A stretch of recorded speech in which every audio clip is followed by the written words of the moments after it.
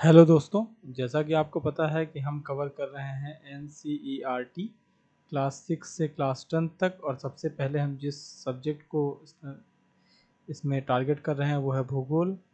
हमने क्लास 6 का भूगोल कवर कर लिया है, हमने क्लास 7 का भूगोल कवर कर लिया है और हम क्लास 8 के भूगोल को कवर कर रहे हैं। क्लास 8 के भूगोल के चैप्टर 1 को हमने ऑलरेडी कवर कर लिया है। क्लास 6, 7 और यहाँ तक की क्लास 8 की भी प्लेलिस्ट हमारे चैनल पर अवेलेबल है, तो अगर आपने नहीं देखा है तो एक बार उसे देखें। और अगर आपके कोई सजेशंस हैं तो वहाँ पे आप हमें सूचित करें। आज हम कवर करने जा रहे हैं चैप्टर नंबर 2, जिसका नाम है भूमि, मृदा, जल, प्राकृतिक वनस्पति एवं वन्य जीव संसाधन। तो इस चैप्टर में, जैसा कि इसका बड़ा सा नाम है, इन सारे पार्ट्स को कवर करना है: भूमि, मृदा, जल, प्राकृतिक वनस्पति और वन्य जीव संसाधन। इसमें हम संसार के विभिन्न प्रकार के भूमियों और उनकी गुणवत्ता के बारे में थोड़ा बहुत देखेंगे। सबसे पहले जानेंगे कि भूमि क्या होती है, उसकी बेसिक परिभाषा क्या है, फिर हम किस प्रकार से इसका वितरण है, उनका उपयोग कहाँ कहाँ किया जा रहा है, जैसे हम भूमि का उपयोग कहाँ कहाँ कर सकते हैं या कर रहे हैं, इसमें टेक्नोलॉजी की क्या भूमिका है, प्रौद्योगिकी की क्या भूमिका है, भूमि संसाधन के संरक्षण के लिए क्या क्या उपाय हैं और कैसे किया जा रहा है, कैसे किया जा सकता है, क्यों ज़रूरी है। जानेंगे मृदा के बारे में, और यहाँ पे एक भूस्खलन के बारे में एक जो है केस स्टडी दी गई है, हम लोग इसे भी एक बार पढ़ लेंगे सामान्य रूप से, थोड़ा बहुत समझेंगे कि इसका क्या मतलब है और क्यों होता है, ऐसी स्थिति क्यों होती है। फिर देखेंगे मृदा परिच्छेदिका को। ये चैप्टर आपके लिए बहुत इम्पोर्टेंट होने वाला है, क्योंकि यूपीएससी मेंस में पेपर नंबर 1 में यहाँ से क्वेश्चंस डायरेक्टली पूछे जाते हैं, तो ये बहुत ज़रूरी है, इसको समझ लेना। इस स्ट्रक्चर को समझने की कोशिश करेंगे, और ये बहुत इम्पॉर्टेंट स्ट्रक्चर है। जैसे का तैसे अगर आप बनाते हैं किसी जैसे प्रथा को प्रभावित करने वाले कारकों की व्याख्या कीजिए या उनको समझाइए। ऐसे क्वेश्चन यूपीएससी मेंस में अक्सर पूछे जाते हैं, तो वहाँ से ये कामगर है आपके लिए। मृदा निर्माण के कारक को देखेंगे कि निम्नीकरण क्या होता है, इसके संरक्षण के कौन कौन से उपाय हैं, और उसी में अलग अलग उपाय देखेंगे: मल्च बनाना, समुच्च रेखीय जुताई, रक्षक मेरिकाएँ और रोधिकाएँ, ये सारी चीज़ें देखेंगे। जानेंगे जल के बारे में, जैसा कि हमने पिछले चैप्टर में ही पढ़ रखा है कि यह नवीकरणीय प्राकृतिक संसाधन है, इसका उपयोग हमें बहुत समुचित रूप से करना होगा। इसकी उपलब्धता के बारे में, आने वाली समस्याओं के बारे में भी देखेंगे, उपलब्धता के बारे में समझेंगे। जल संसाधनों का संरक्षण हम कैसे कर सकते हैं, इसके बारे में देखेंगे। साथ साथ कुछ प्राकृतिक वनस्पति और वन्यजीव के बारे में भी यहाँ डिस्कशन करेंगे। चैप्टर बड़ा है, और इसी में हम और देखना पड़ेगा हमें एक टॉपिक, प्राकृतिक वनस्पति और उसका वितरण के साथ साथ वन्यजीव संरक्षण को भी हमें समझना होगा यहाँ पे, और फिर ये चैप्टर कवर हो जाएगा। इसी में आपको आईसी साइट्स के बारे में बताएगा, ठीक है, साइट्स के बारे में बताया जाएगा। ये कन्वेंशन है, क्या है, एक अंतर्राष्ट्रीय समझौता है, कैसे है, इसको समझेंगे। तो शुरू करते हैं इस थोड़ी बड़ी क्लास को। अभी तक हमारी जो क्लासेस रही वो आमतौर पे 30 से 35 मिनट के बीच, मैक्सिमम जो क्लास गई है वो 30 से 35 है, लेकिन हम इस क्लास में थोड़ा सा ये बढ़ सकता है। तो चलिए सबसे पहले देखते हैं, यहाँ पे कुछ दिया गया है, सबसे पहले पढ़ते हैं, समझने की कोशिश करते हैं। तंजानिया, जो कि अफ्रीका का एक छोटा सा गांव है, वहाँ कोई पर्सन है माम्बा, वो पानी लाने के लिए प्रातः शीघ्र उठती है, उसे बहुत दूर जाना पड़ता है और वो कुछ घंटों बाद लौटती है। इसके उपरांत वो घर के कार्यों में अपनी माँ का हाथ बटाती है, अपने भाइयों और बकरियों की देखभाल में मदद करती है। उसके पूरे परिवार के पास छोटी झोपड़ी के चारों ओर चट्टानी भूमि का एक भाग है। माम्बा के पिता कठिन परिश्रम के बाद कुछ मक्का और सेम ही उगा पाते हैं, फिर भी यह उनके परिवार के लिए साल भर खाने के लिए पर्याप्त नहीं है। ये एक छोटी सी स्टोरी कह सकते हैं, आप यूँ कहें कि स्टडी टाइप का है।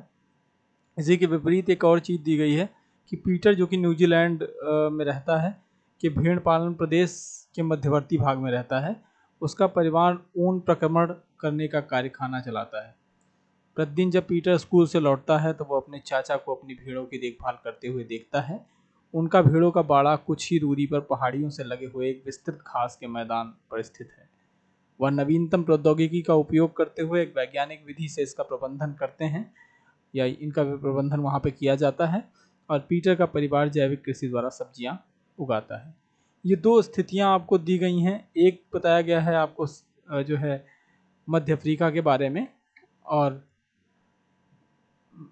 दूसरा है न्यूजीलैंड के मध्यवर्ती भाग के बारे में। दोनों जगहों के स्टडी करने के बाद आप देखेंगे कि दोनों के जीवन व्यतीत करने में बहुत अंतर है। एक जगह जहाँ जो है ऊन का प्रक्रमण हो रहा है, दूसरी जगह आप देख रहे हैं कि चट्टानी भूमि का एक भाग है। एक जगह आपने देखा कि घास के मैदान देखने को मिलते हैं, एक विस्तृत घास का मैदान है। तो अगर हम देखें तो हमें देखने को मिलता है कि इन दोनों जो दो पर्सन हैं, माम्बा और पीटर, ये चूंकि विश्व के दो अलग अलग भागों में रहते हैं तो उनके जीवन को बिताने का जो प्रक्रिया ऊपर दी गई है, इनके दोनों में बहुत अंतर देखने को मिलता है। ये अंतर क्यों देखने को मिलता है? इसका जो प्रमुख कारण है वो वहाँ की भूमि की गुणवत्ता है, वहाँ उपस्थित मृदा है, वहाँ जल की मात्रा है, वहाँ की प्राकृतिक वनस्पतियाँ हैं, वहाँ पर प्राणियों का वितरण है, और वहाँ टेक्नोलॉजी या प्रौद्योगिकी का उपयोग किस प्रकार किया जा रहा है। ये इन दोनों के जीवन व्यतीत करने का मुख्य कारण है। अगर मूल रूप से आप देखें तो एक जगह की भूमि जो है वो चट्टानी है, दूसरी जगह आपको घास के मैदान देखने को मिलते हैं। ठीक है, एक जगह आपको जहाँ घास के मैदान देखने को मिलते हैं वहाँ भेड़ पालन हो रहा है और प्रौद्योगिकी का प्रचुर उपयोग किया जा रहा है। चट्टानी जगहों पर प्रौद्योगिकी कम इस्तेमाल की जा रही है, यूँ कहें लगभग ना के बराबर इस्तेमाल की जा रही है। तो यहाँ का जीवन थोड़ा कठिन देखने को मिल सकता है। अब जैसे जैसे इन स्थानों के बारे में हम देखते हैं तो हम पाते हैं कि ये एक दूसरे से चूंकि भिन्न है, तो इस प्रकार यहाँ जो संसाधनों की उपलब्धता है वो भी अलग है।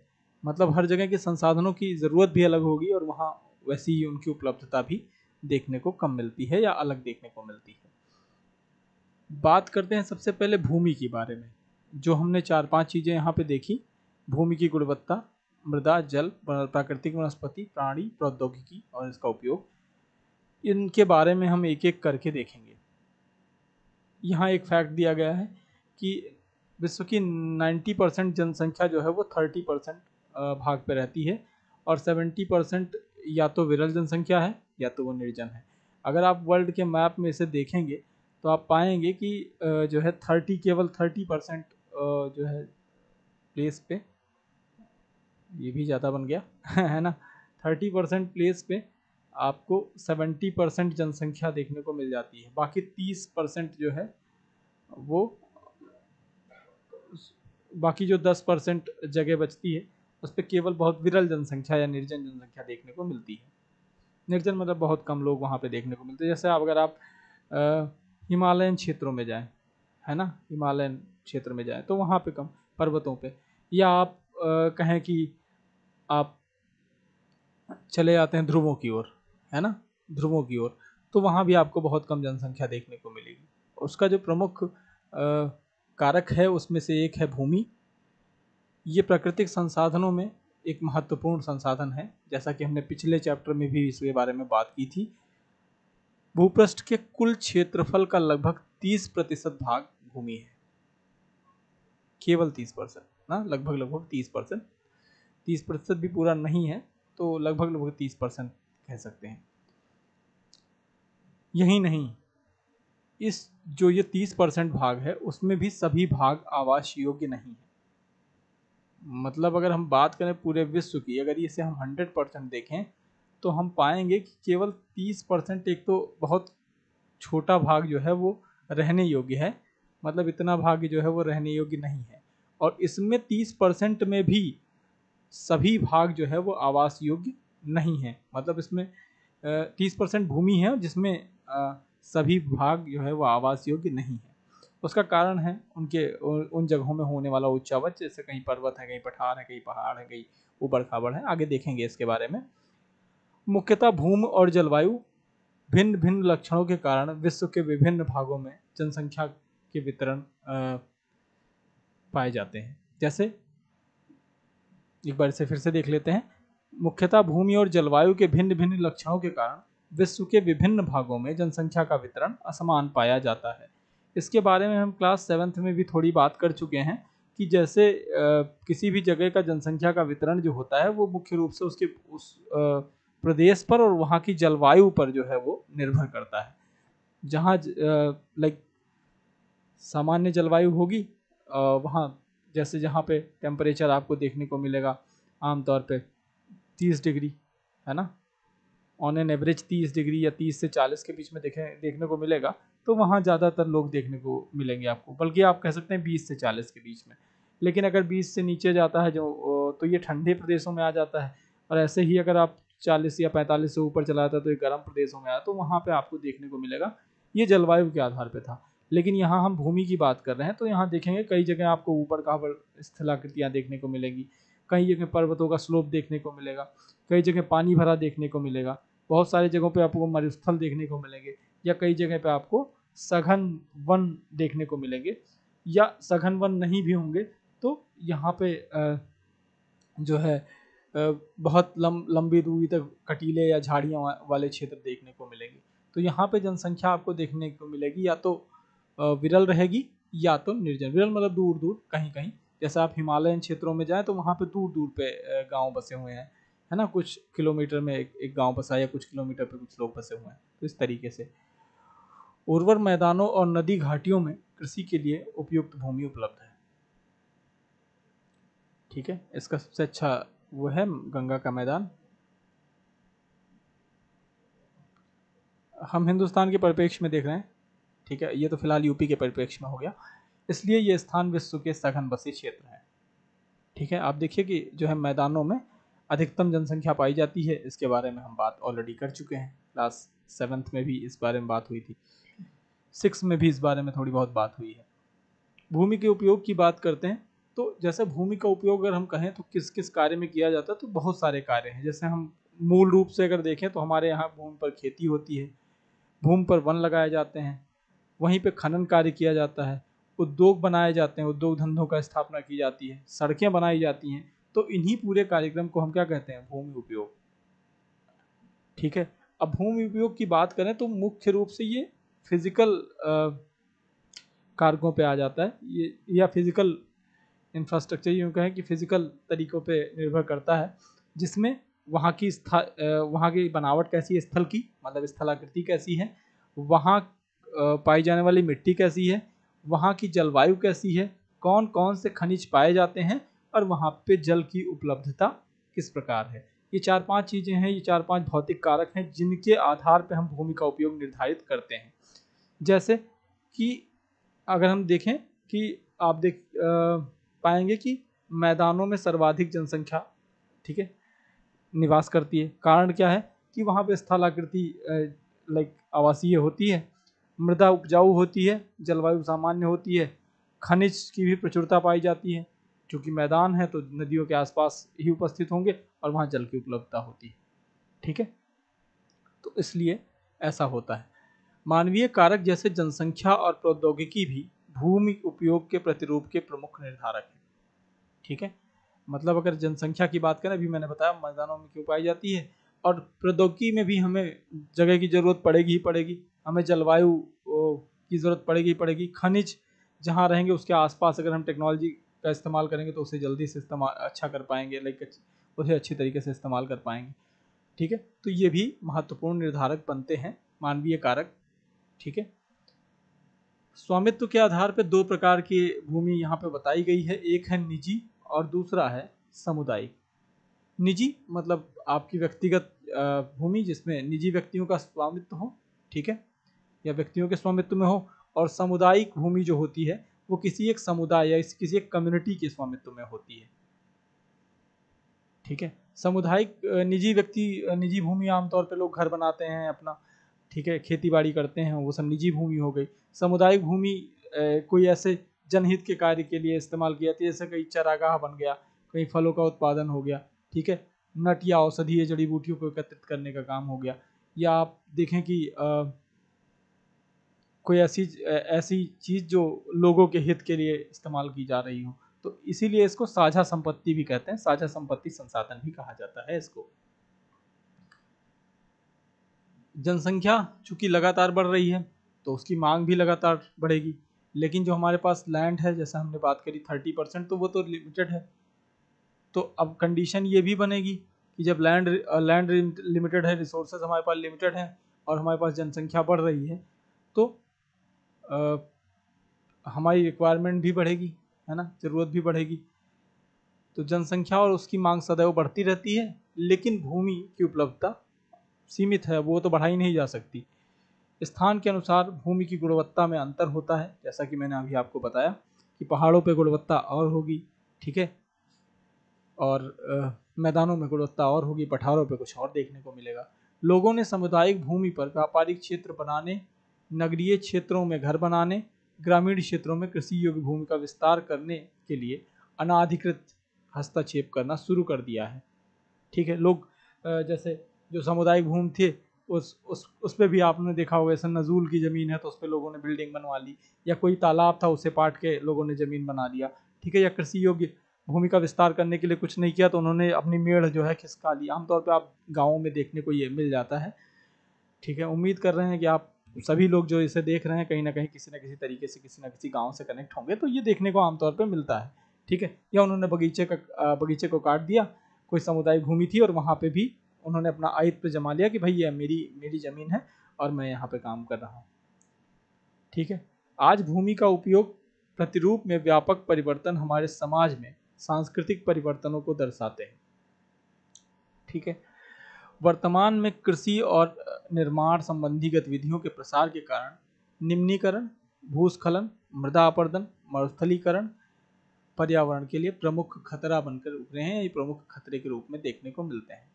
जैसे कि जब हम ऐसी जगहों पर निर्माण कर देंगे, मान लीजिए जहाँ पे कोई, शहरों में अक्सर देखने को मिलता है ये, अब तो गाँव में भी देखने को मिल ही जाएगा कहीं ना कहीं, कि ऐसा मान लीजिए कि आपने किसी दलदल भूमि पर बना लिया, निर्माण कर लिया आपने, भूमि बना ली, तो उसके वहाँ भूस्खलन होने का बड़ा खतरा रहता है। ठीक है, या किसी आप हिल पे आपने एक्वायर कर लिया और बना लिया, तो नीचे से जो मृदा अपरदित हुआ तो वहाँ पे भी ऐसे लगातार खतरा बना रहता है।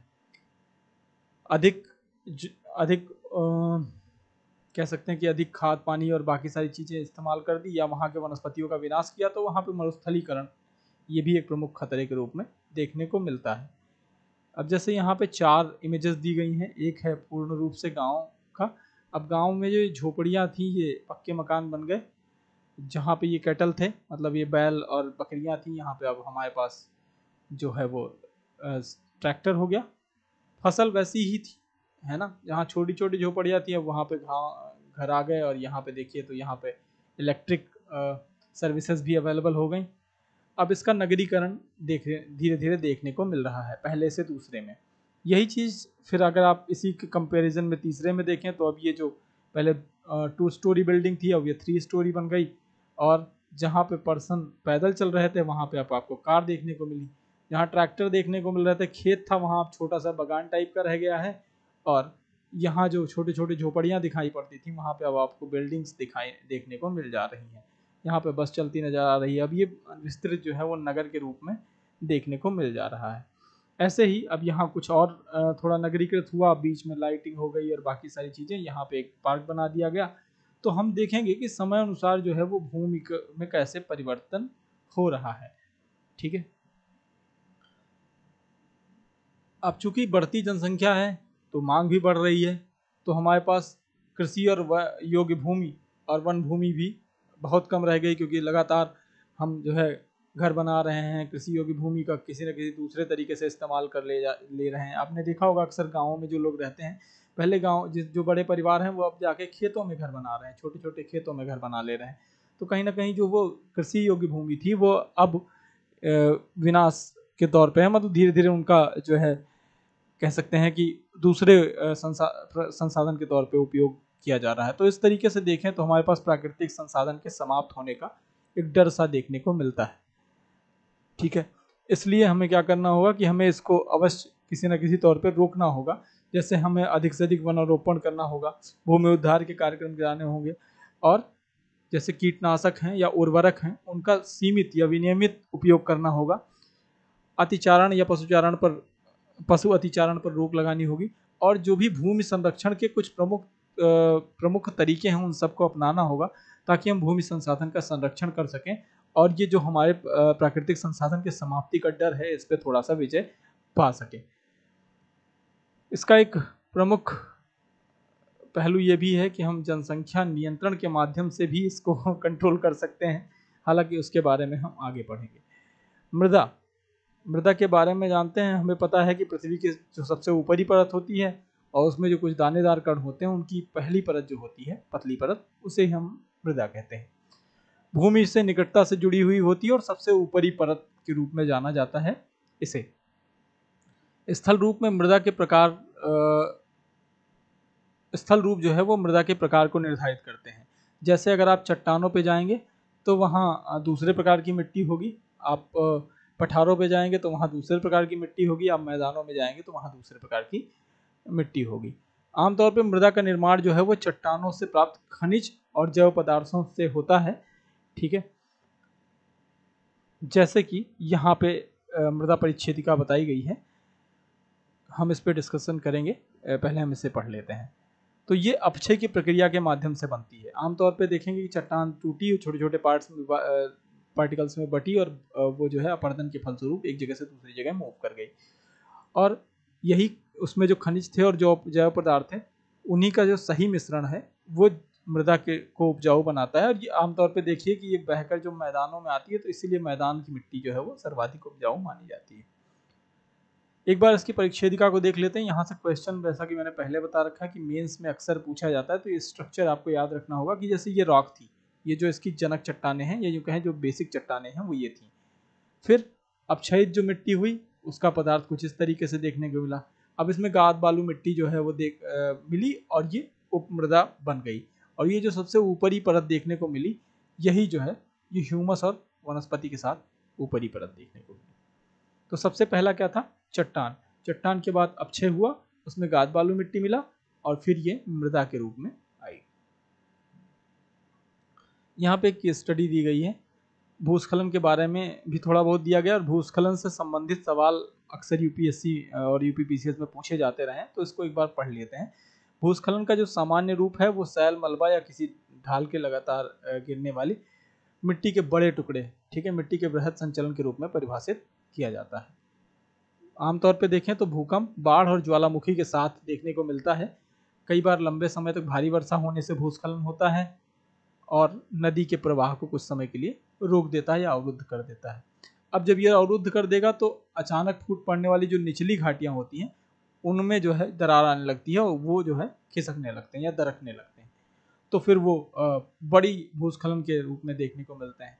पहाड़ी भूभाग में बहुत आम बात हो जाती है, अक्सर देखने को मिल जाता है। भूस्खलन एक मुख्य और विस्तृत रूप से फैली प्राकृतिक आपदा है जो प्रायः जीवन और संपत्ति को आघात पहुंचाती है और चिंता का एक प्रमुख विषय है। ठीक है, यहाँ पे एक केस स्टडी दी गई, वस्तुस्थिति अध्ययन दिया गया है। हिमाचल प्रदेश, मैंने बताया ना कि ये पहाड़ी इलाकों में अक्सर देखने को मिलता है, अभी रिसेंट में अमरनाथ में देखने को मिला था। हिमाचल प्रदेश के किन्नौर जिले में रेकांग पीओ के निकट पंजी गांव में बड़े भूस्खलन के कारण राष्ट्रीय महामार्ग 22 और पुरानी हिंदुस्तान तिब्बत सड़क का 200 मीटर भाग नष्ट हो गया था। ठीक है, पंजी गांव में तीव्र विस्फोटन के द्वारा ये समस्या पैदा हुई और इसके कारण क्या हुआ कि ढाल का यह कमजोर क्षेत्र जो है वो नीचे गिर गया, और अब जो चूंकि ये नीचे गिर गया तो वहाँ जो सड़क थी और वहाँ के जो गांव के लोग थे, गांव के क्षेत्र थे, उनमें भी काफ़ी क्षति पहुंची। इससे आगे विनाश ना हो पाए तो उस जगह को पूर्ण रूप से खाली करा दिया गया था उस पर्टिकुलर टाइम में। ठीक है, कैसे इसमें कमी लाई जा सकती है? देखिए, आमतौर पे कमी लाने का जो मेन वो है सजगता। हमें थोड़ी सजगता बरतनी होगी। वैज्ञानिक प्रविधियों से हमें विकास को समझने की शक्ति मिलती है, और इसके कौन कौन से कारक हैं, उनका प्रबंधन कैसा है। तो अगर हम इस बारे में समझना चाहें तो कुछ प्रमुख विधियां हैं।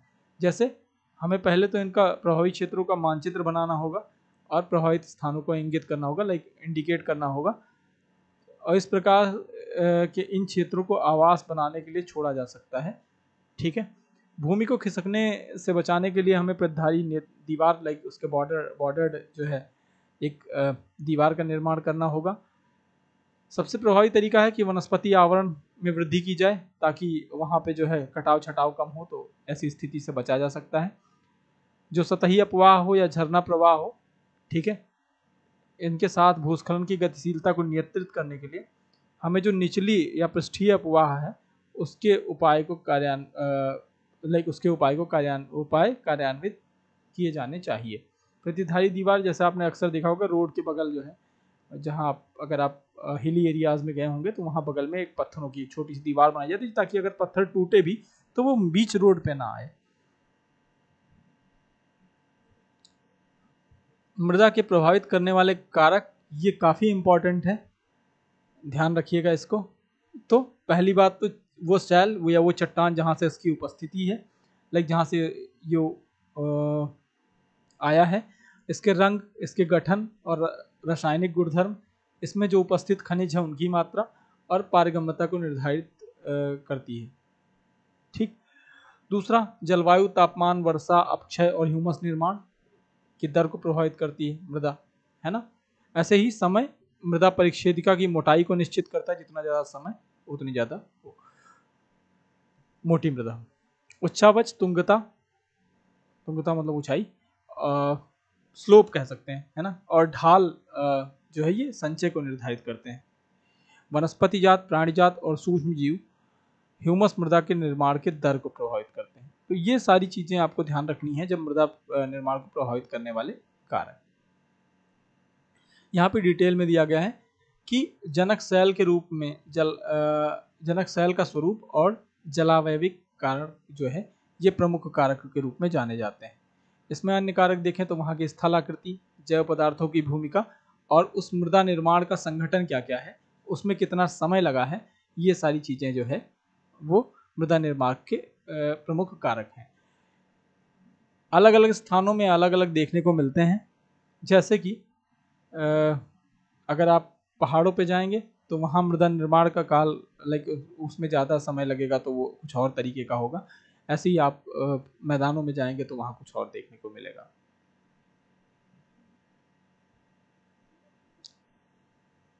मृदा का निम्नीकरण और संरक्षण के उपाय। मृदा अपरदन और क्षीणता मृदा संसाधन के दो प्रमुख खतरे हैं। मतलब एक तो इसके कटाव छटाव को रोकना होगा और इसकी क्वालिटी जो है वो कम होती जा रही, तो इसको हमें ध्यान रखना होगा। मानवीय और प्राकृतिक दोनों कारकों से मृदाओं का निम्नीकरण हो सकता है। कुछ तो प्राकृतिक होते हैं, जैसे आपने पढ़ा है ना पिछले क्लासेस में कि जैसे हवा चल रही तो उससे अपरदन हो रहा है, ठीक है, बारिश हो रही है उससे अपरदन हो रहा है, तो ये सब प्राकृतिक कारक है। मानवीय कारक क्या है, जैसे वनों की कटाई हो रही है, बहुत ज़्यादा चरवाहे वहाँ पे जा रहे हैं, ज़्यादा दोहन हो गया, तो ये सब क्या है, ये आपको जो है मानवीय कारक के रूप में देखने को मिलते हैं। मृदा के निम्नीकरण में सहायक कारक वनोन्मूलन, जैसा कि मैंने बताया, अतिचारण और रासायनिक उर्वरकों और कीटनाशकों का अत्यधिक उपयोग, वर्षा दोहन, भूस्खलन और बाढ़ है।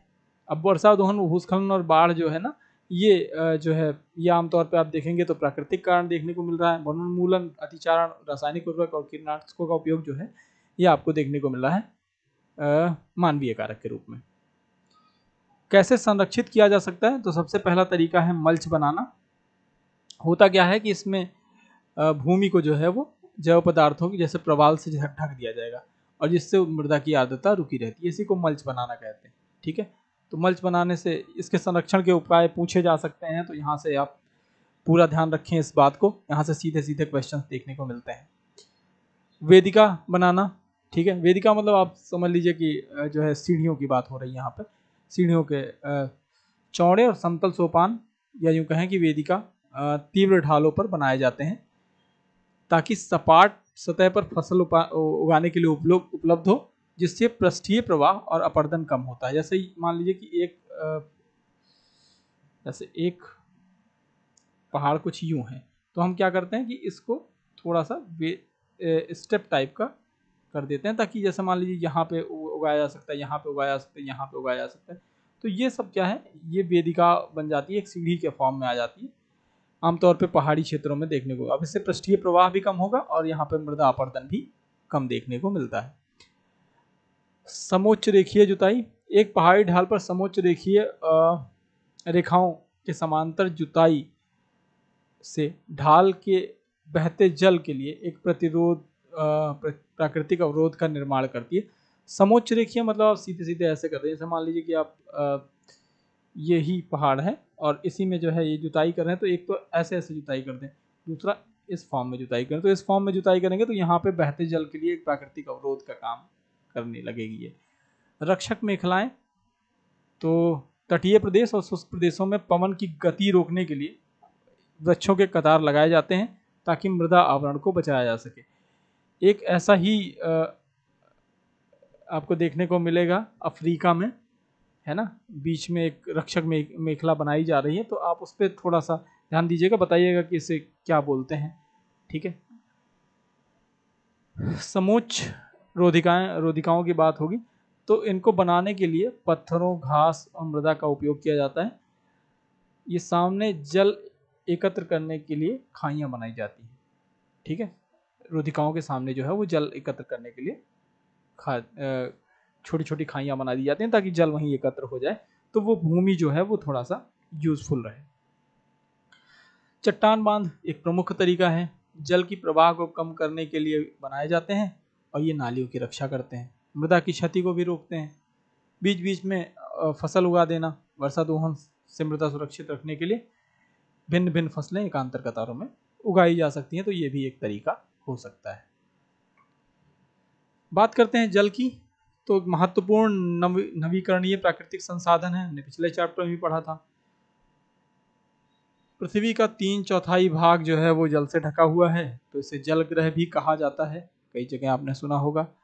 ठीक है, ये यहाँ तक कि अगर आप थोड़ा सा और हिस्ट्री में जाएं और पुराने समय में जाएं तो 3.5 अरब वर्ष पहले कहा जाता है कि जीवन जो है वो महासागरों से ही प्रारंभ हुआ माना जाता है। 2/3 भाग जो है वो जल से ढका हुआ है, लेकिन इसके बावजूद भी पीने का जल, या यूँ कहें खारा मीठा जल जिसे आप कहें ना, अलवण जल जिसे कहते हैं, वो केवल 2.7% ही है, जिसमें भी 70% जो है वो बर्फ़ की चादरों और हिमानियों के रूप में देखने को मिलता है, जो कि आपको बहुत ठंडे प्रदेश जैसे अंटार्कटिका, ग्रीनलैंड और पर्वतीय प्रदेशों में देखने को मिल जाता है, जहाँ मोटी मोटी बर्फ़ की चादरें होती हैं। और बहुत छोटा, लाइक बहुत कम मात्रा में जल, आप यूँ कह सकते हैं कि मिनिमम 1% के आसपास ये जो है उपलब्ध है मानव उपभोग के लिए। तो मानवीय उपभोग के लिए बहुत कम जल देखा जाए तो केवल 1% जल भी, पूरा 1% भी नहीं है, तो लगभग लगभग 1% जल उपलब्ध है, जो कि भूमि जल, भूमिगत जल जिसे आप कहें, नदियों में और झीलों में पृष्ठीय जल के रूप में, और कुछ हद तक वायुमंडल में आप देखें तो जलवाष्प के रूप में देखने को मिलता है। ठीक है, और अगर हम बात करें तो सबसे मूल्यवान पदार्थ की अगर बात करें तो कहीं ना कहीं आपने बहुत आसानी से सुना होगा, जल ही जीवन है ना। तो अलवणीय जल जो है वो पृथ्वी का सबसे महत्वपूर्ण, या यूँ कहें महामूल्यवान पदार्थ है। अब जल की मात्रा निश्चित है, इसे ना तो आप घटा सकते हैं ना ही बढ़ा सकते हैं। इसकी अगर कुल मात्रा की बात करें तो मूल रूप से देखेंगे कि ये कहीं ना कहीं किसी न किसी रूप में स्थिर रहती है। हाँ, कई जगह इसकी प्रचुरता में विविधता इसलिए प्रतीत होती है क्योंकि कई जगह वाष्पीकरण, वर्षा और बहने की क्रियाओं से ये महासागरों में चला जाता है, या वायु में देखने को वायु में लाइक वाष्पीकरण के रूप में देखने को मिलता है, या भूमि में, और फिर पुनः महासागर के चक्रण में लगातार चलता रहता है। जैसे मैंने आपको बताया कि जैसे मान लीजिए कि ये नदी है, ऐसा ही कह लेते हैं कि ये तालाब है या नदी है, तो यहाँ से जल जो है वो वाष्पीकृत हुआ, ऊपर गया, वाष्पीकृत होकर फिर बूंद बना, बूंद के बाद फिर वर्षा में आया, फिर यहीं पहुँच गया। ठीक है, भूमिगत जल हो गया। तो फिर ये ये प्रक्रिया लगातार जारी रहती है और इसी को हम जल चक्र कहते हैं। ये बात हमने क्लास 6 में भी पढ़ी है, क्लास 7th में भी आपने पढ़ रखी है कि जल चक्र क्या होता है।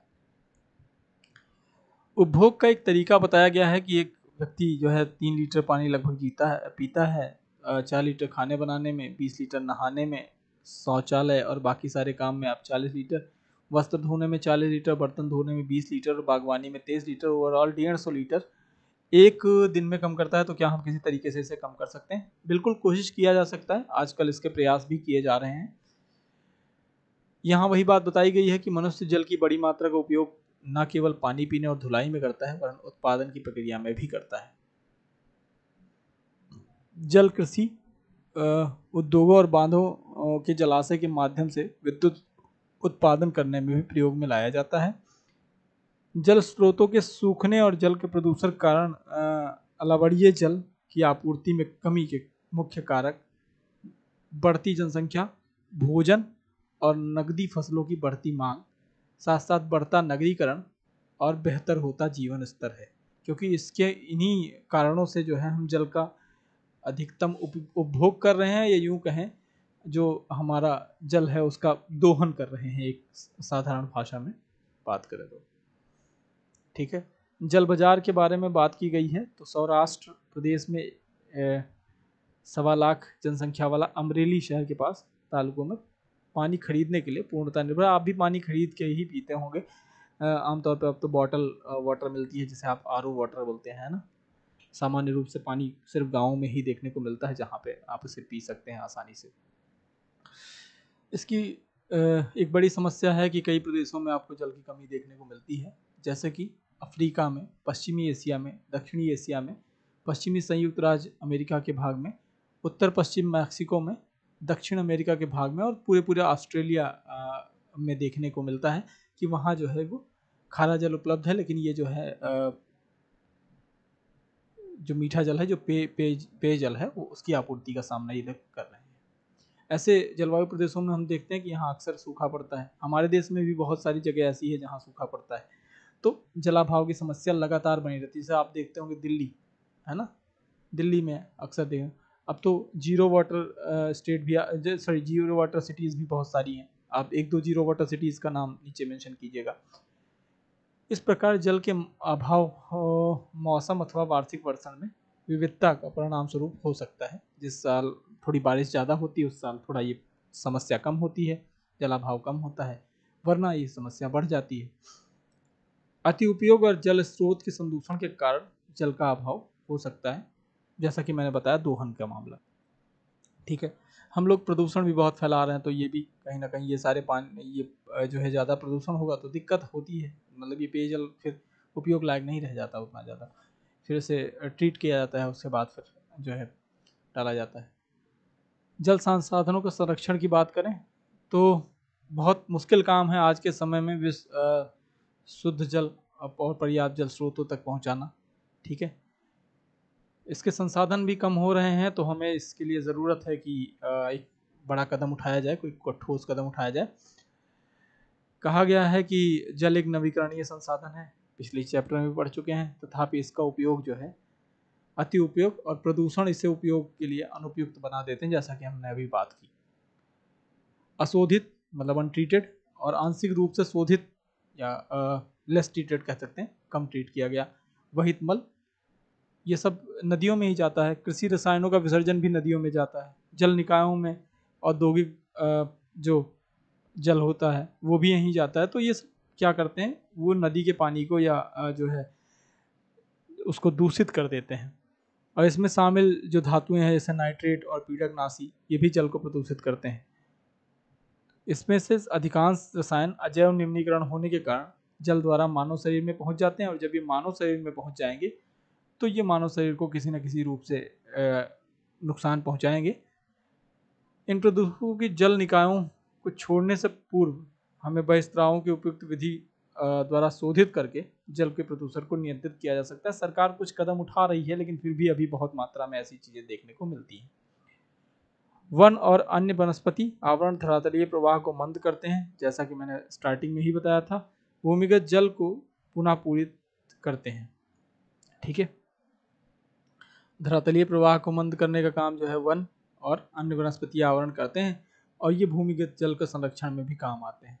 इसके पृष्ठीय प्रवाह को बचाने की दूसरी विधि जो है यही है जल संग्रहण, जो कि जल रिसाव को कम करने के लिए खेतों में सिंचाई करने वाले नहरों को ठीक और पक्का किया जाए। इसके अलावा स्प्रिंकलर जैसे टेक्नोलॉजी का इस्तेमाल किया जाए। वाष्पीकरण से या टपक पद्धति एक होती है ना, टपकन पद्धति, इन सब के प्रभावी विधि से इसका जो है उपयोग किया जाए। वाष्पीकरण की दर अधिक होने वाले जो शुष्क प्रदेश हैं वहाँ पे सिंचाई की पद्धति में बदलाव लाया जाए। टपकन विधि और ड्रिप पद्धति मैंने अभी बताया आपको, ठीक है। तो इन विधियों को अपनाकर भी हम जल संसाधन को जो है वो संरक्षित कर सकते हैं। एक तरीका ये हो सकता है। प्राकृतिक वनस्पति और वन्य जीव के बारे में यहाँ बात करेंगे। तो कुछ बच्चे हैं जो प्रदर्शनी घूम रहे थे। प्रदर्शनी की वस्तुएं देश के भिन्न भिन्न भागों से एकत्रित की गई थी। मोना हाथ में एक थैला उठाया और उसने कहा कि कितना सुंदर हैंडबैग है। अध्यापिका ने समझाया कि हाँ, ये जूट का बना हुआ है। क्या आप उन टोकरियों, दीप छत्रों और कुर्सियों को देखते हैं, वे बांस और बेंस के बने हुए हैं। भारत के पूर्वी और उत्तरी प्रदेश में बांस प्रचुर मात्रा में पैदा किया जाता है। ऐसे ही जैसी कोई बच्चा था, उसने जो है रेशमी स्कार्फ देखकर उत्साहित थी, लड़की थी, ठीक है। ये खूबसूरत स्कार्फ देखो। अध्यापिका ने बताया कि ये रेशम कीटों से प्राप्त किया जाता है, जो कि सहतूत के पेड़ों पर पाले जाते हैं। अब ये समझ गए बच्चे की जो है पौधों से हमें अनेक अनेक उत्पाद मिलते हैं, जिनका उपयोग हम अपने रियल लाइफ में या डेली लाइफ में करते हैं। तो जैसा कि हमने पहले भी जैवमंडल के बारे में थोड़ी बात की थी, जैसे मान लीजिए प्राकृतिक वनस्पति में जो 3 चीज़ें आती हैं, जलमंडल, स्थलमंडल और वायुमंडल, तो इनके बीच का जो बहुत छोटा सा सकरा सा क्षेत्र है, वही जो है वो जैवमंडल कहलाता है। मतलब प्राकृतिक वनस्पति और वन्य जीव केवल यहीं पाए जा सकते हैं। कहाँ? स्थलमंडल, जलमंडल और वायुमंडल के जुड़े एक सकरे क्षेत्र में, जिसे हमने कहा जैवमंडल, ठीक है। और ये जितनी भी जातियां हैं, ये जीवित रहने के लिए एक दूसरे पर, हम पिछले चैप्टर्स में भी इसकी बात कर चुके हैं, इसलिए मैं यहाँ थोड़ा सा तीव्र गति से चलूँगा। तो जीवित रहने के लिए एक दूसरे पर परस्पर निर्भर होते हैं, और इसी जीवन के आधारित तंत्र को हम परितंत्र कहते हैं। क्लास 7th की NCERT के में है ये, आप एक बार जाके वहाँ पे भी देख सकते हैं। वनस्पति और वन्य जीवन बहुमूल्य संसाधन है। पौधे हमें इमरती लकड़ी देते हैं, है ना, इमारती लकड़ी देते हैं, इमरती नहीं ठीक है। प्राणियों को आश्रय देते हैं, हमारे लिए ऑक्सीजन देते हैं जिससे हम सांस लेते हैं, और कार्बन डाइऑक्साइड लेते हैं। ये तो लाइक अपने आप ही समझ सकते हैं आपसे। फसलों को उगाने के लिए आवश्यक मृदा की सुरक्षा करते हैं, जैसा कि मैंने अभी ऊपर बताया। रक्षक मेखला के रूप में कार्य करते हैं। भूमिगत जल संग्रह की सहायता करते हैं, और हमें बहुत प्रकार के फल, लैक्टस, तारपीन का तेल, गोंद, ठीक है, रबर, औषधीय पौधे, कागज, ये सब प्रदान करते हैं, ठीक, जो आपके अध्ययन के लिए अत्यधिक आवश्यक है। मतलब कागज की बात हो रही है। इसके अलावा भी असंख्य उपयोग हैं। आप चाहें तो इसमें कुछ और जोड़ सकते हैं, नीचे बता सकते हैं। वैसे तो ये बच्चों के लिए एक्सरसाइज था। वन्य जीव के अंतर्गत जंतु, पक्षी, कीट और जलीय जीव भी आते हैं। जो वन्य जीव की बात हो गई, तो इसमें जंतु आएंगे, पक्षी आएंगे, कीट रहेंगे, जलीय जीव रहेंगे, जिनसे हमें मिलने वाली चीज़ें हैं। दूध मिलेगा, मांस मिलेगा, खाल मिलेगा, ऊन मिलेगा। ऐसे ही कुछ कीट होते हैं, जैसे मधुमक्खी, तो ये हमें शहद देती है, ठीक है। जैसे रेशम का कीड़ा होता है, तो सहतूत के पेड़ पाया तो वो हमें रेशम देता है, ठीक। तितलियाँ होती हैं, फूलों के परागण में मदद करती हैं। तो ये परितंत्र के अपघटक के रूप में एक महत्वपूर्ण भूमिका निभाती हैं। चिड़िया अपने भोजन के लिए मुख्य रूप से कीटों पर निर्भर करती है और अपघटकों के रूप में कार्य करती है, ठीक है। ऐसे ही हम गिद्ध की बात करें, तो ये एक अपमार्जक है, जो कि जीव जंतु खाने का काम करता है, ठीक है। और ये सब जो है प्रकृति या यूं कहें परितंत्र को बनाए रखने में बड़ी महत्वपूर्ण भूमिका निभाते हैं। आगे की क्लासेस में हमें इसके बारे में भी देखना है, तो यहाँ से थोड़ा थोड़ा समझ लेके चलते हैं। पर्यावरण का एक महत्वपूर्ण शोधक है ये, ठीक है, जो कि संतुलन, परितंत्र में संतुलन बनाने रखने के लिए अनिवार्य है। अब वो प्राणी चाहे छोटा से छोटा हो, मतलब एक छोटा सा कीड़ा हो, या बड़ा से बड़ा गिद्ध हो, ठीक है, या मानव हो, तो ये परितंत्र, या शेर की बात कर लें आप, तो ये सब क्या है, ये परितंत्र को बनाए रखने के लिए बहुत उपयोगी है या महत्वपूर्ण है। वनस्पति का वितरण देख लेते हैं। तो मुख्य रूप से ये बात हमने पहले भी कर रखी है कि तापमान और आर्द्रता पर निर्भर करता है। 4 प्रकार में बांटा गया है: वन, घास स्तर, गुल्म और टुंड्रा, ठीक है, इसका विस्तृत जो है वितरण हम आगे भी देखेंगे अगले चैप्टर अगले क्लासेस में भी, लेकिन यहाँ पे थोड़ा बहुत एक बेसिक आइडिया लेके चलते हैं ताकि हमें वहाँ समझने में आसानी हो। तो भारी वर्षा वाले विशाल क्षेत्रों में विशाल जहाँ पानी ज़्यादा बरसेगा वहाँ पानी बड़े पेड़ उग सकते हैं, और यहाँ पे इस प्रकार के वन जो है वो प्रचुर जलापूर्ति वाले क्षेत्र में पाए जाते हैं। जैसे जैसे जहाँ जहाँ आर्द्रता कम होगी वृक्षों का आकार छोटा होता जाता है और उनकी सघनता मतलब उनका जो जैसे डेंसिटी जो होती है वो थोड़ी थोड़ी कम होती जाती है। जहाँ बहुत सामान्य वर्षा होती है वहाँ वृक्ष छोटे होते हैं, बहुत छोटे होते हैं, और उसके आधार पर अब घास उग जाती है। आपने नाम सुना होगा ब्राज़ील का, है ना, अमेजन रेन फॉरेस्ट के बाद जो है ब्राज़ील में घास के मैदान पाए जाते हैं, ऐसे अफ्रीका में घास के मैदान पाए जाते हैं, तो उसके बारे में भी बात करेंगे। विश्व के घास स्थल ऐसे ही बनते हैं, मतलब वहाँ पे बहुत सामान्य वर्षा होगी और जो है वो छोटे वृक्ष पाए जाएंगे या आमतौर पर वहाँ पे घास देखने को मिलेगी। जहाँ वर्षा बहुत कम होती है वहाँ वो शुष्क प्रदेशों में होते हैं और वहाँ पे आपको कटीली झाड़ियाँ एवं गुल्म देखने को मिलते हैं। इस प्रकार के क्षेत्रों में पौधों की जड़ें गहरी होती हैं क्योंकि पानी जो है उन्हें पाना होता है, मतलब वृक्षों को पाना होता है, तो वो पानी की खोज में कह सकते हैं कि जड़ें गहरी होती जाती हैं। और वाष्पोत्सर्जन ज़्यादा होता है तो आर्द्रता की हानि घटाने के लिए इन पेड़ों की पत्तियां जो है वो कांटेदार हो जाती हैं और जो सतह होती है वो चिकनी होती है। जैसे आप नागफनी देखिए, है ना, नागफनी में आप देखेंगे जो है पत्तियां जो है वो कांटेदार टाइप की हो जाती हैं और ऊपरी सतह देखेंगे तो वो मोम की तरह हो जाती है, चिकनी, ताकि आर्द्रता जो है आर्द्रता की हानि कम से कम हो। तो शीत ध्रुवीय प्रदेशों में टुंड्रा वनस्पति में देखेंगे तो वहाँ मांस और लाइकेन देखने को मिलते हैं क्योंकि वहाँ आपको पेड़ पौधे देखने को नहीं मिलेंगे। पिछली 2 शताब्दियों में विश्व में जितने लोग थे इस समय उससे अधिक लोग हैं। सीधी सी बात है, जनसंख्या बहुत तेज़ी से बढ़ रही है और उनके पोषण के लिए, फसलों को उगाने के लिए वनों के विशाल क्षेत्रों को के वृक्ष जो है वो काट दिए गए हैं। यहाँ तक कि जो अभी बात कर रहे थे हम अमेजन वर्षा वन की, ठीक है, अब उन क्षेत्रों में भी पहुँच पहले बहुत मुश्किल थी, यहाँ तक कि अभी बहुत मुश्किल है पूरे क्षेत्र में पहुँच पाना, लेकिन वहाँ की भी कटाई हो रही है। आप अपने आसपास के क्षेत्रों में भी देख सकते हैं जहाँ पहले जैसे हम लोगों के पास हम लोगों के क्षेत्र में एक जंगल था, टिकरी टिकरी बोलते हैं उसको, गोंडा में पड़ता है, तो वो भी अब पहले जो है उसका जो एरिया था वो करीब 5.5 किलोमीटर लंबा था, अभी वो काट के 3 सवा 3 में हो गया, बल्कि बीच बीच में भी लोग बस गए हैं। तो ये क्षेत्र आपको यहाँ पे देखने को मिल जाते हैं हर जगह। तो विश्व भर में वनों का आवरण तेजी से समाप्त हो रहा है और इस बहुमूल्य संसाधन के संरक्षण की तुरंत आवश्यकता है। इसीलिए गवर्नमेंट ने परमिशंस की बात की है कि इनको पेड़ों को काटने से पहले हमें परमिशन लेनी पड़े, ठीक है, परमिशन लेनी पड़ती है।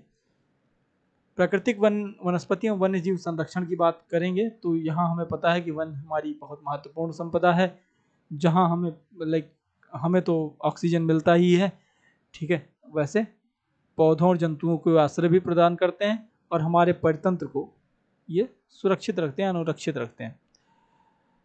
जलवायु में परिवर्तन और मानव हस्तक्षेप के कारण पौधों और जंतुओं के प्राकृतिक आवास जो अपने आप बने हैं वो नष्ट हो सकते हैं। बहुत सी जातियां असुरक्षित महसूस करती हैं और बहुत संकटात्मक हैं, बहुत सारी लुप्त होने की कगार पे हैं। इसके लिए साइट्स नाम से एक संस्था है, अभी हम बात करेंगे नीचे। वनोन्मूलन मतलब वनों कटाई रोकना, मृदा अपरदन, निर्माण कार्य और जो है वनाग्नि या दावानल कहते हैं इसे, और भूस्खलन, ये कुछ मानव और प्राकृतिक कारण हैं। जैसे वनों की कटाई हो गई, दावानल हो गए, मतलब पेड़ों में आग लगना या जंगलों में आग लगना, तो ठीक है, तो ये सब मानवीय कारण हो सकते हैं। फिर मृदा अपरदन जो है वो कई बार प्राकृतिक होता है, कई बार मानव जनित भी होता है। तो ये कुल मिला के मानव और प्राकृतिक दोनों का संयुक्त कारक है जो मिलकर इन प्राकृतिक संसाधनों को लुप्त होने की प्रक्रिया को बढ़ावा देते हैं। मुख्य चिंताओं में से एक अनाधिकार शिकार की संख्या का बढ़ना है, जिससे कुछ खास प्रजातियों की संख्या जो है उनमें कमी देखने को मिलती है। जैसे पशुओं का शिकार होता है खाल के लिए, चमड़े के लिए, उनके नाखून के लिए, दांत के लिए, ऐसे ही पंखों के साथ साथ सींगों का एकत्रीकरण जो है वो किया जाता है, इन सब के लिए इनका शिकार कर लिया जाता है। हालांकि ये भी गैर कानूनी हो गया है, लेकिन इसके बावजूद भी अभी इस पर पूर्ण रूप से रोक नहीं लग पाई है। हमें इस पर थोड़ा और ध्यान देना होगा, मतलब सरकार को और हमें भी, ताकि जंतुओं के अनाधिकार शिकार इनका जैसा मैंने बताया कि व्यापार और शिकार किया जाता है। इंटरनेशनल मार्केट में इसकी एक बड़ी प्राइस है, तो इस वजह से ऐसी स्थिति देखने को मिलती है। कुछ जंतु जैसे चीता, शेर, हाथी, ब्लैक बक, मगरमच्छ, दरियाई घोड़ा, हिम तेंदुआ, शुतुरमुर्ग और मोर हैं जिनका जो है उपयोग इस तरीके से किया जाता है। इनके संरक्षण जागरूकता को संरक्षण जागरूकता बढ़ाकर किया जा सकता है। इसके लिए हम जैसे अभी हम शेर दिवस मनाते हैं, है ना, चीता दिवस मनाते हैं, टाइगर डे, ठीक। मोर तो हमारा राष्ट्रीय पक्षी है, ठीक है।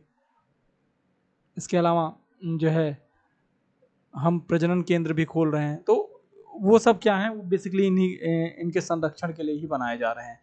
संरक्षण के लिए राष्ट्रीय उद्यान, वन्य जीव अभ्यारण्य, जैवमंडल नीचे और हमारी ये सब जो है प्राकृतिक और वन्य जीव को सुरक्षित रखने के लिए बनाए जा रहे हैं। सकरी घाटियां, झील, आर्द्रभूमि का संरक्षण भी इनको बचाने के लिए किया जा रहा है। आर्द्रभूमि से याद आया कि अभी टोटल 69 आर्द्रभूमि हो चुकी हैं। जल्द ही एक वीडियो इससे रिलेटेड मैं अपडेट करूंगा। अगर हम इनकी सापेक्ष संख्या को भंग ना करें तो हमारे पर्यावरण में संतुलन बना रह सकता है। जैसा कि मैंने स्टार्टिंग में ही बताया कि हमें कोशिश करना होगा कि इस संतुलन को बनाए रखें। विश्व के अनेक भागों में मनुष्य ने अपने क्रियाकलापों से अनेक प्रजातियों और प्राकृतिक आवासों में उथल पुथल कर दी है। मतलब अगर आप मान लीजिए कि आपने जंगल को काट दिया तो जंगल में जो पशु पक्षी रहते थे वो क्या करेंगे, है ना, वो कहाँ जाएंगे। तो यही स्थिति यहाँ पे बताई गई है। या आपने मान लीजिए कि तालाब से जो है तालाब में मिट्टी भर के अपना घर बना लिया, तो वहाँ पे स्थिति यही तो बन रही है, आर्द्रभूमि में आपने बना लिया। तो ये स्थिति जो देखने को मिल रही है ये इसीलिए बन रही है, ठीक है। अनेक पंक्षियों और जीव जंतुओं के अंधाधुंध शिकार के कारण या तो वो विलुप्त हो गए हैं या वो विलुप्त होने के कगार पे हैं, ठीक है।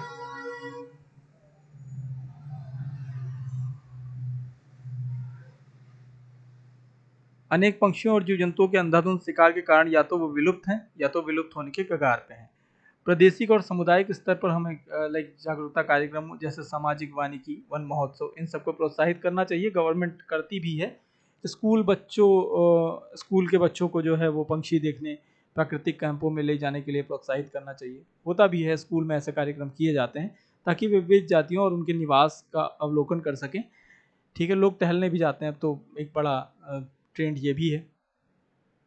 बहुत से देश पंक्षियों और पशुओं को मारने और उनके व्यापार करने के विरुद्ध हैं, जिनमें भारत भी है।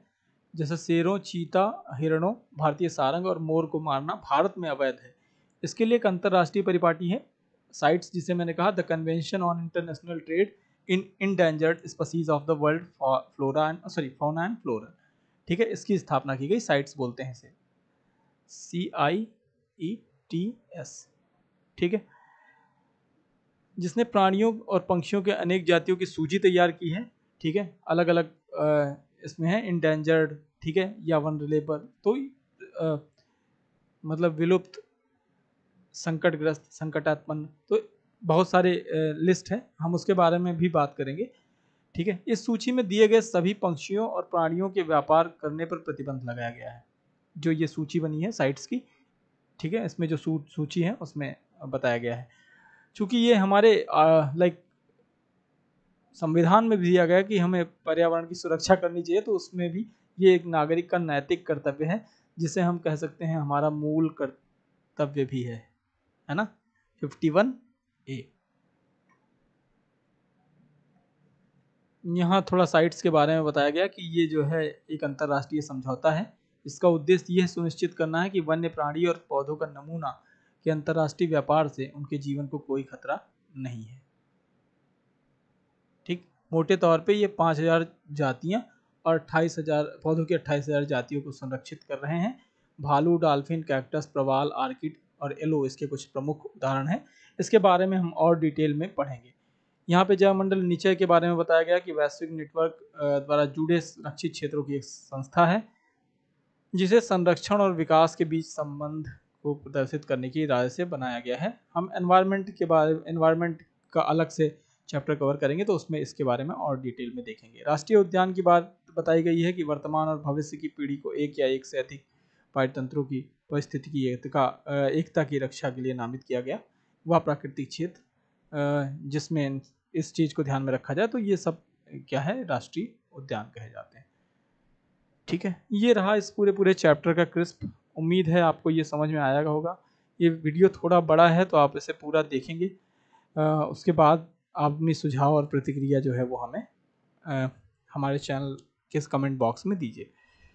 अभी के लिए यहीं तक, मिलते हैं एक नए चैप्टर के साथ, तब तक के लिए धन्यवाद।